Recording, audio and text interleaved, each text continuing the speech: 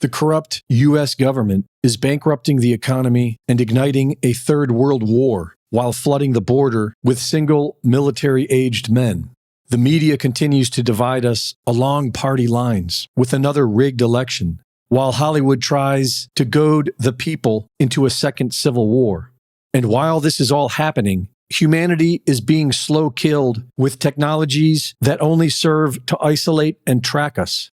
9 years ago, hundreds of scientists were warning us of the dangers of cell phones and 5G radiation. I'm Dr. Martin Blank from the Department of Physiology and Cellular Biophysics at Columbia University. We are scientists and engineers, and I'm here to tell you we have created something that is harming us, and it is getting out of control. The incidence of fatal brain cancer in younger people has more than tripled. We are putting cellular antennas on residential buildings and on top of hospitals where people are trying to get well. It's particularly frightening that radiation from our telecommunication and power line technology is damaging the DNA in our cells. The time to deal with the harmful biological and health effects is long overdue. We are really all part of a large biological experiment without our informed consent. And things have only gotten worse. Millions have been murdered with a mandated mystery injection, which has debilitated even more and infected the living with nanotechnologies that are linking us with machines. An artificial intelligence grid is being built around us, and the people have never been more divided. And if we fail to unite, the future of humanity is destined to be grim. In Ronald Reagan's famous 1987 speech, he referred to an alien threat that could unite humanity. I occasionally think how quickly our differences worldwide would vanish if we were facing an alien threat from outside this world. And yet, I ask you, is not an alien force already among us? And regardless of what he was referring to 37 years ago, that alien threat is here today. It is the anti-human artificial intelligence that humanity is giving birth to. Sentient artificial intelligence, far beyond human beings. You give it 1,000 years alone to make better and better versions of itself, where does that go? That goes to a god. It literally can create universes. But what kind of god? So, I think of it this way. So the first stage of the Industrial Revolution consisted of people building machines that were stronger than the human body. Right. Right? So the steam-powered loom. Sure. The backhoe. Combustion engine. They replace muscles. Right. Right. So that's what the machine does. It becomes stronger than the human body. The second stage, which we're in the middle of, consists of creating machines that are more powerful than the human mind.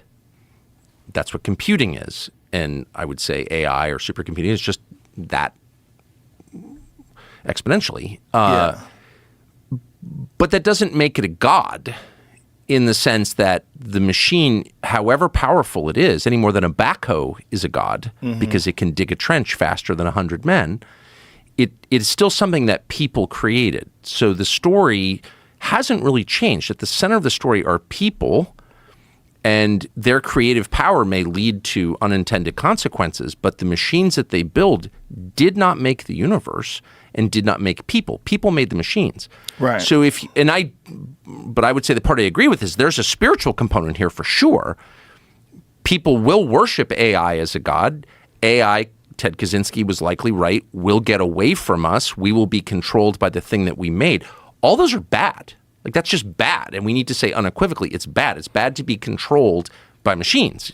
Right. Machines are helpmates. Like, we created them to help us, to make our lives better, not to take orders from them. So I don't know why we're not having any of these conversations right now. We're just acting as if this is like some kind of virus, like COVID, that just spreads across the world inexorably. There's nothing we can do about it. Just wait to get it. It's like, no. If we agree that the outcome is bad, and specifically it's bad for people, we should care what's good for people. That's all we should care about. Is it good for people or not? If it's bad for people, then we should strangle it in its crib right now. Right. And why just blow up the data centers? Like, why is that hard? If it's actually going to become what you just described, which is a threat to people, humanity, life, then we have a moral obligation to murder it immediately. And since it's not alive, we don't need to feel bad about that. Well, you could say the same about the atomic bomb, right? Yes, you could. everybody I've ever talked to, and there's many people, are like, yeah, it's, could get away from us and enslave us. Well, let's say no to slavery. How's that? Is that a tough one? Not for me. Yeah. I mean, and maybe a good use of nuclear weapons would be to hit the data centers. No, I'm serious. Like, why is that crazy? Reporting for InfoWars, this is Greg Reese.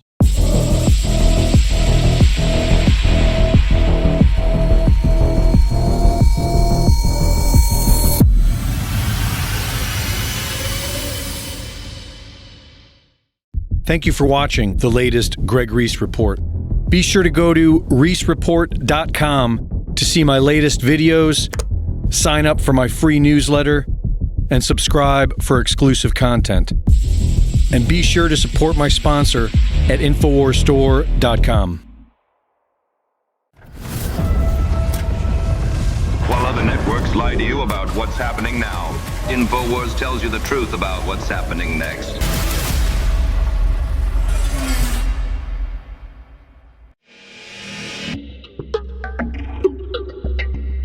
InfoWars is listener supported, and we appreciate your donations.